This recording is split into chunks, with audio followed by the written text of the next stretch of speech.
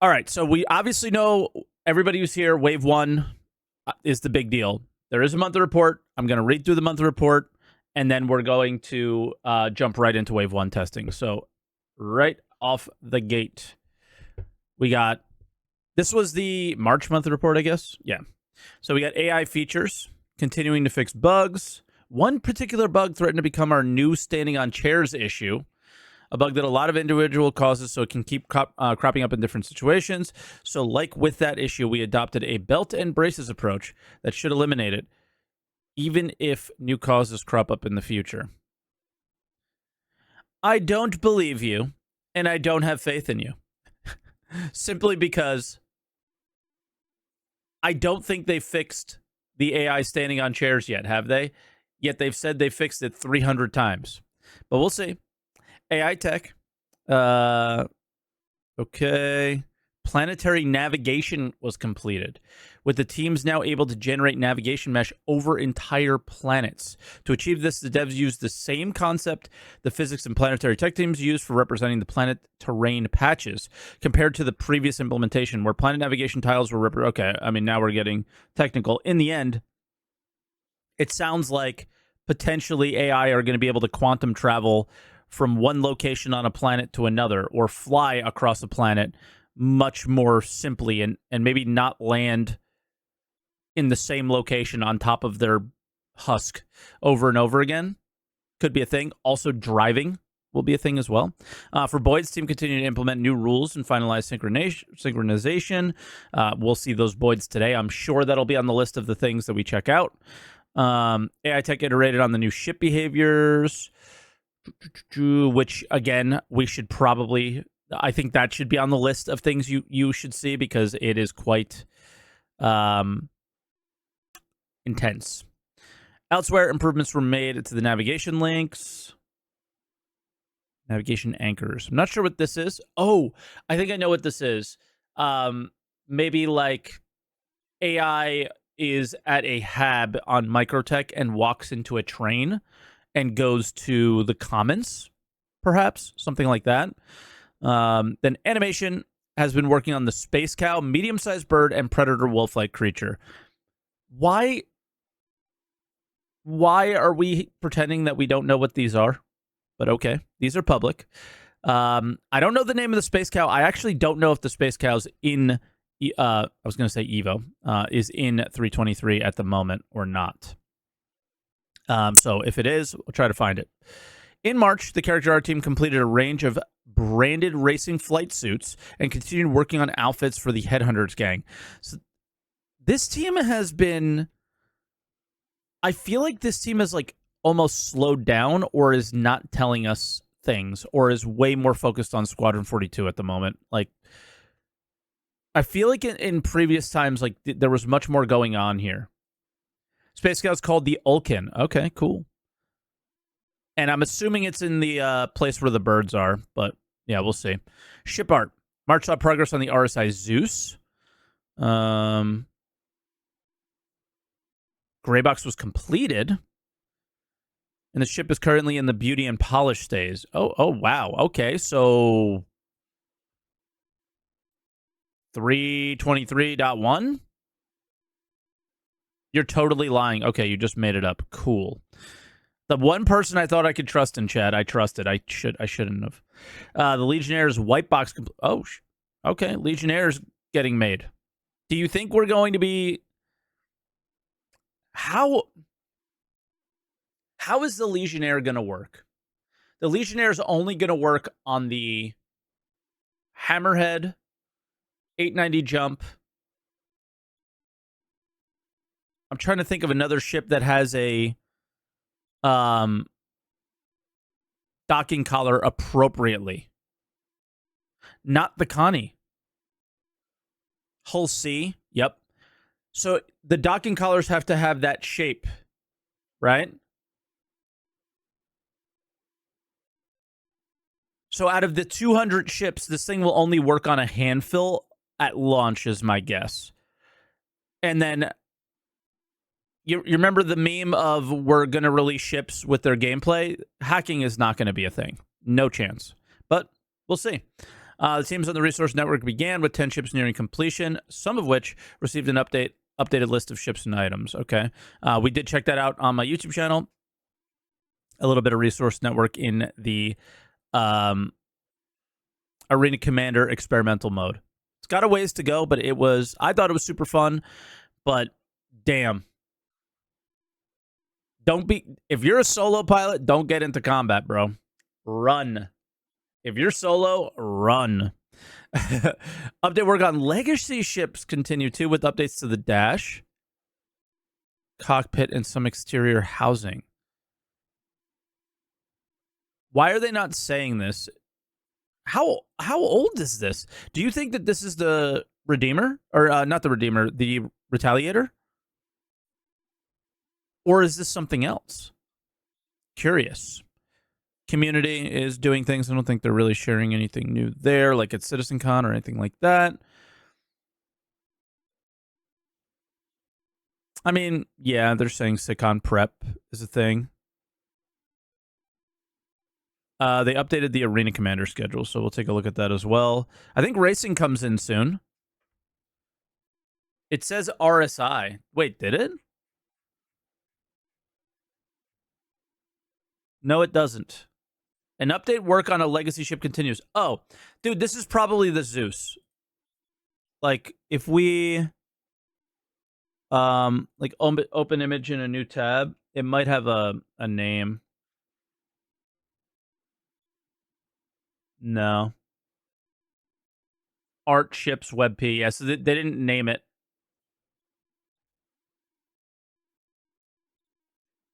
So it's probably the Zeus or something, guys. The picture doesn't necessarily go with the last thing said. It can go with anything said here. Okay. Core gameplay. All right. This one's going to be long, I assume. Last month, gameplay feature team successfully passed the go, no-go gates for procedural recoil, new scopes, dynamic crosshairs, and reload improvements. All are pretty good in my limited testing with it. Progress was also made on ammo repooling, including... That's the only one I don't like, is the ammo repooling. Looting UI was also updated, which is pretty cool. And then... now play the correct rummage animation. So I would like to see that as well. We're continuing on pre-production for base building. Pre-production. Okay. With gameplay features working closely with art and design to refine requirements and define metrics. Whoa. Hello. We said base building. Yeah, I know it's pre-production, so it basically is like meetings. The team then added different colored loot screens depending on whether the player is looting an enemy, friendly, or neutral entity. They also added a button to go from the inventory to the loot screen and a pop-up window. Yeah, we'll see all this. This is something that we could definitely just show you instead of read. The team is then converted markers into the new system. Yes, tons of markers in the game now. For EVA, all I'll say is that EVA is the best in terms of polish for all the features coming in 3.23 at this time. They unblocked animation content to support weapon customization and two-handed carry. They also provided support for backward and sideways flying animation content. EVA thruster packs now relate correctly to the layer of equipment that they're wearing, meaning VFX will come from the thruster nozzles. I'm not sure if we have endless fuel still or not. Improvements were made on how shop items are highlighted when players look at them. Yep, we saw that on ISC. Gameplay features made improvements to prone locomotion. These are all things we've seen on ISCs already. So far, nothing really new and exciting outside of the base building, obviously. Master modes, all stuff we've been seeing. Resource network sounds like it is in the process of being put on all the ships. Throughout March, development continued on the resource network. As part of this, electromagnetic emissions are now based on power consumption, and infrared emissions are now based on coolant and heat generation.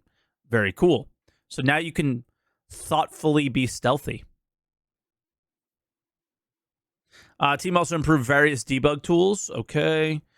Temporary solution for ship hull penetration was added until Maelstrom is ready to support physical ship armor. Yep. And we tested it last night, and it definitely needs some work. I don't think this is in the PU, though, right? DJ, you're here. Is this only in the Arena Commander playtest, or is this actually in the PU? I'll wait. I'll wait for him to respond. I'll keep moving on, I should say, until he responds. For life support, the team optimized the dynamic room atmosphere system and made it network compatible. So we'll see. For transit, the team's primary focus in March was supporting cargo elevators and instance hangars. Where are they? Where are they? I was zoned out. What happened? This. The temporary solution for hull pen, is that in the Arena Commander playtest only, or is that in the PU as well? Also, I know you do the transit. Where are the elevators? No, I'm just kidding. Alongside general refactoring, this required adding hangar destination, exporting communication between transit and instance managers, and the ability to dynamically add destinations to transit carriages, requests for the creation of hangars, and support for capturing peripherals in dynamically added hangars. Okay. We still don't know anything about the hangars, which is like, what is happening here? When are they going to tell us it's not happening? Once complete, the team moved on planning and architecting a refactor of the whole transit system to prepare it for the future. So we know this to be true.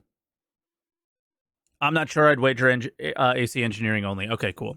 What we know to be true, because a former developer that used to work at CIG hangs out in chat a lot and basically said the first time they did the refactor was just to get it working with object container streaming, and it was totally just Band-Aid garbage solution just to get it done. I imagine that was a similar experience this last time to get things working with the not replication layer, PES or whatever. And now it sounds like they're doing the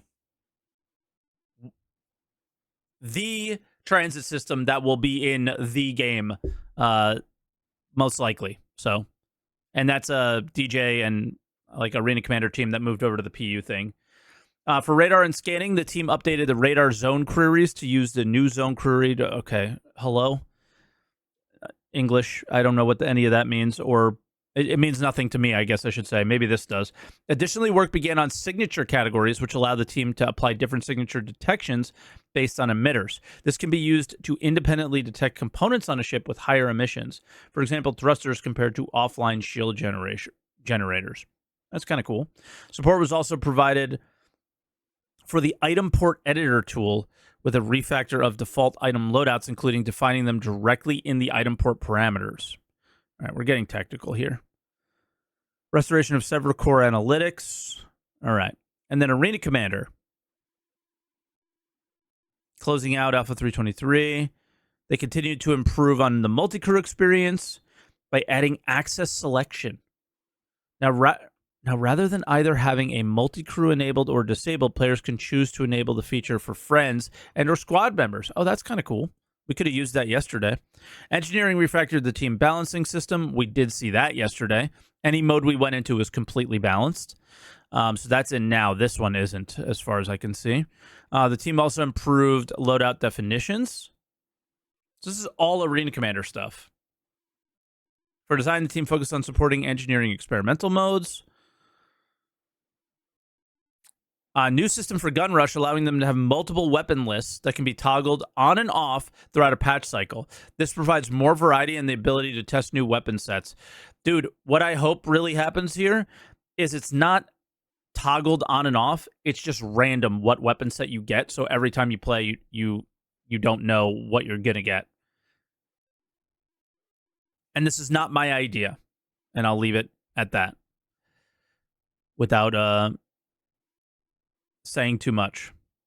But that would be super awesome. If you just don't know what set you have, it would be super cool to just be like, oh, I have this gun.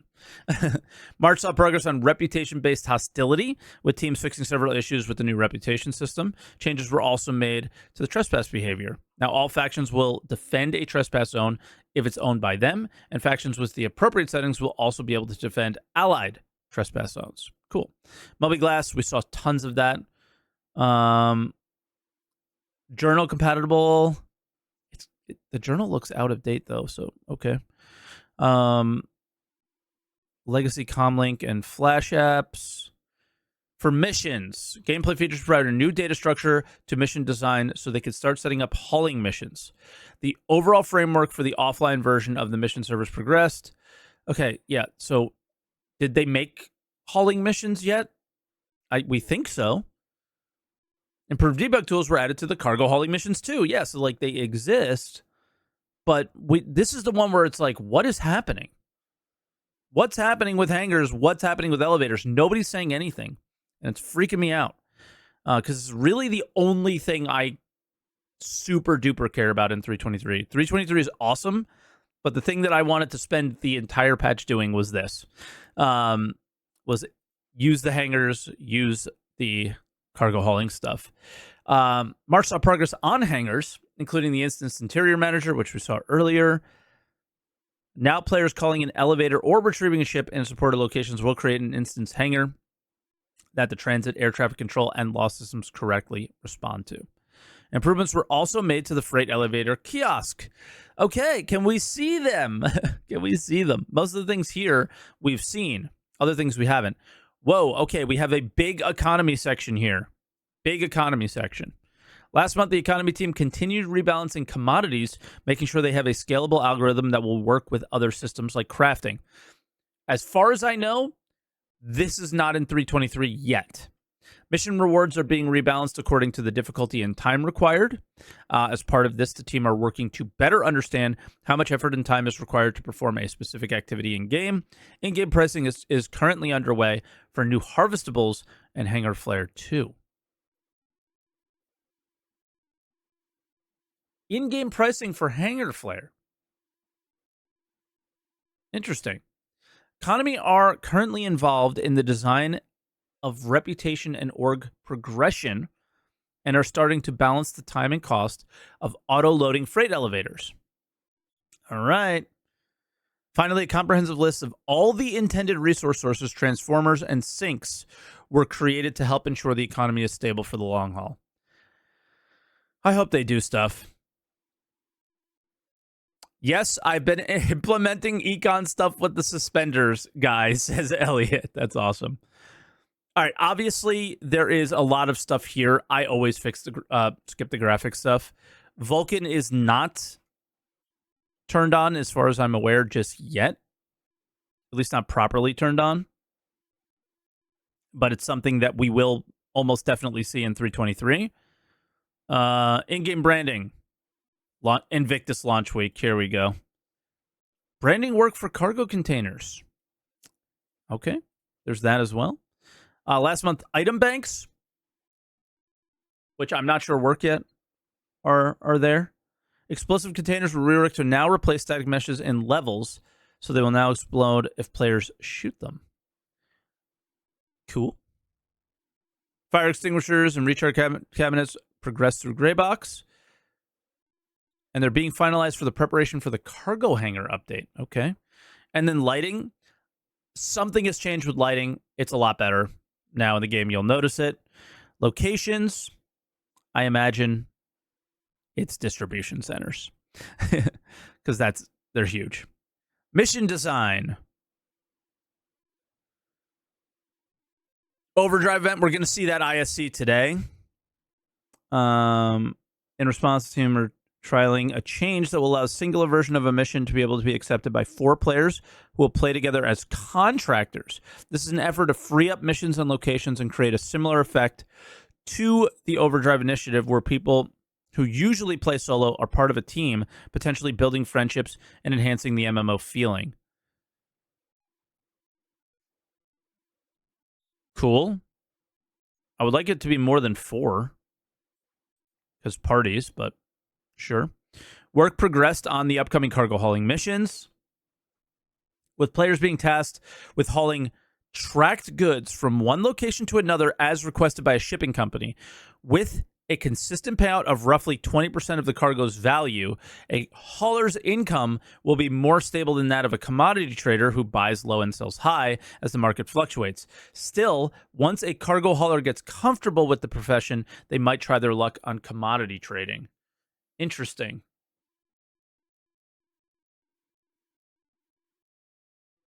Interesting. Which means that the old conversation of cargo hauling missions would be like you might be cargo hauling toothpaste and getting paid the fee for the distance you're traveling or for um the danger of the route, which is something that I do not expect in the first one, the first iteration of this.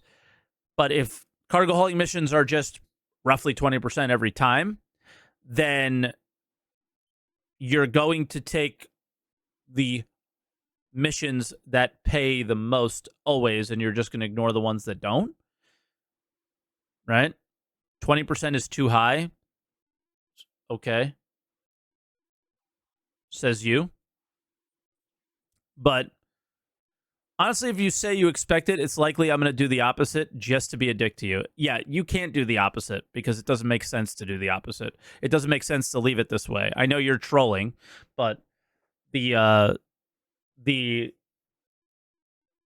reality is this is a really good first implementation, obviously, but it would have to be much more interesting than this, I think, in the future. Doesn't have to be crazy more interesting, but the routes are dangerous, so you get interdicted more often and get killed by NPCs. We know the NPCs will eventually be a little tougher than they are now, right? Which is cool. While the player is legally allowed to transport the goods, they do not own them. As a result, lawful stores across Stanton will not buy these commodities. To sell the shipment rather than delivering it, the player must navigate to a fence, no question asked shop, often located in an unmonitored area of Stanton. However, due to its tracked nature, this cargo fetches a significantly lower price than the ordinary sandbox commodities. Aha! Pirates mad. Pirates mad. And you know what? I think that's a good balance. That makes sense. And how now, if this is the case, though, how will a pirate determine if this cargo is tracked or not? Because, yeah, you say it's a skill check for pirates in chat. Is it a skill check? Are they able to? Right? Are they able to find out if it's laranite or if it's tracked laranite? It's actually more to stop people from taking a mission and selling the cargo. Yeah, obviously. But at the same time, this is a thing that affects piracy as well. And I don't know about you, but I'm way more interested in the dynamic between players than how players are trying to exploit the game for the 10th year in a row or whatever, right? So we'll see. With the upcoming edition of Wildlife in the PU, Mission Design began working on related content. Do these work now? We've talked about these for weeks, so I don't have to really say much about them. I don't know if they work in the PU or not.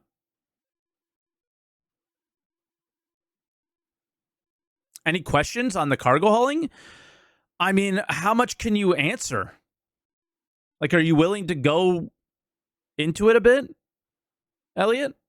We have Elliot here who made the missions or is leading the team that made. Ask and we shall see. I mean, how is piracy going to play into this? Are we going to be able to tell if commodities are tracked or not?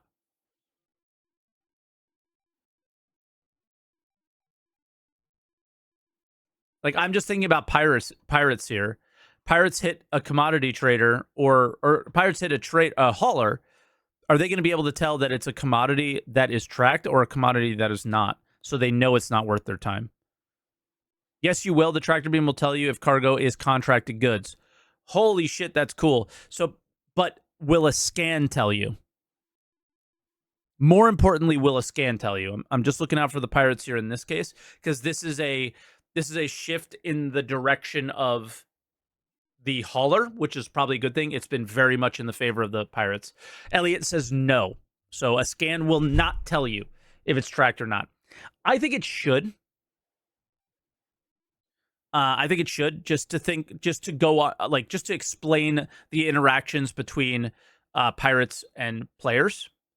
Is it'll often be if you get interdicted, they're going to try to get something out of you.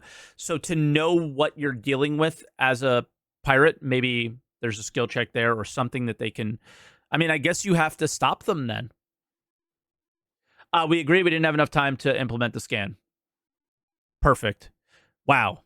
Communicating. We love this. Thank you, Elliot. It's so nice. So how will pirates know it's tracked when it's time to sell? Are you not listening? You just use a tractor beam. It tells you. No way there's a 2-minute delay. No way. But okay. I hope I don't have a 2-minute delay. I'm scared. You're freaking me out. But I'm trying to think now. Outside of piracy things. Okay, I'll ask another question. Since this is, in my opinion, the best and most important thing coming to 323, the biggest change. Are your typical handheld 1/8 SU deliveries still in?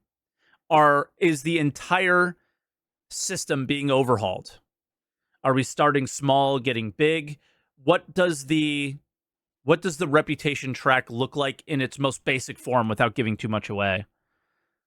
But the idea is that pirates can still turn a profit from piracy. It's to discourage haulers from taking their cargo and selling it for a profit from rep hits, of course.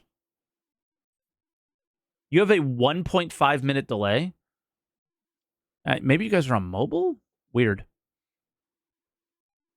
Hauler missions are for volume. Courier missions still include the two-handed boxes, but they won't be the only size. Interesting. Cool. And obviously, these will utilize the freight elevators. Elliot, I want to say thank you for chatting with us, by the way.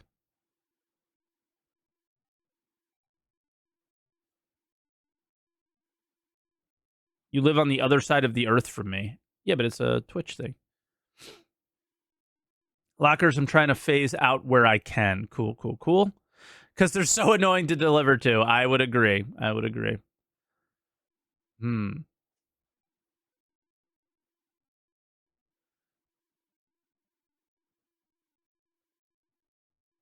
want to ask this next one, but I don't think it can be answered.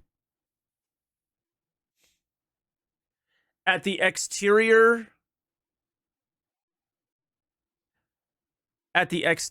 freight elevators, do I have the choice to auto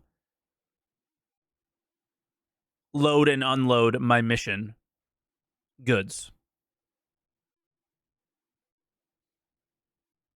Let's go to you says, do we basically ask, do we have the option to load or automatically load? Not sure on that detail. I figured as much because that's probably not your thing. Don't be lazy. Do it yourself. Yeah. Also, do these missions work in Wave 1?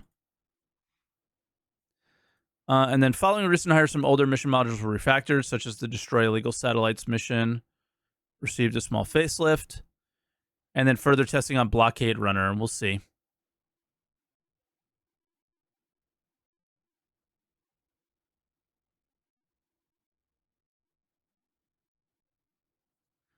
Oh, it's Max. Okay.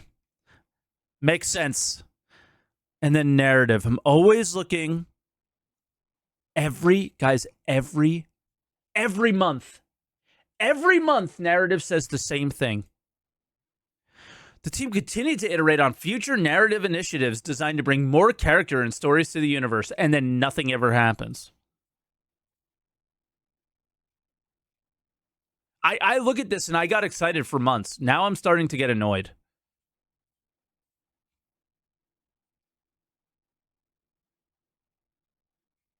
Here we go, though. So this kind of sticks to my theme of what I think CitizenCon's going to be. Narrative also met with some of the gameplay teams to talk over the loreification of upcoming systems. Not just one.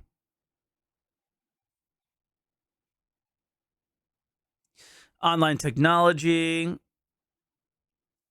Easy anti-cheat, false positives.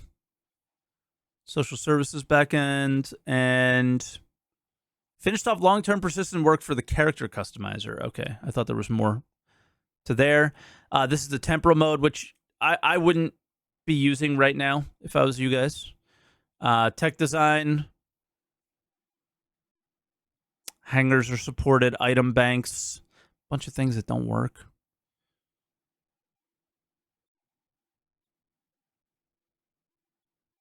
UI, the FPS crosshairs, all that stuff is cool. And then tons of UI stuff coming to 323, and then VFX, distribution centers, jump point effects, which we have not quite seen yet. I was thinking this was quantum travel, but no. And then the water effects. I mean, just go look at my Discord. PC 101 dropped a nuclear bomb in the water, and that's basically the water effects in a nutshell. So that was the monthly report. Lots of stuff going on. Thank you to Elliot, by the way, for talking to us about the hauling stuff. And we'll see. We'll see. I'm really curious about this radar thing too from DJ. We'll have to see, but overall highlight is probably the economy team. But what it means for us in the short term, as in right now in Wave 1 PTU, I don't think it means much. But I think maybe we'll see it by Invictus or maybe by 323 Live. We'll have to see.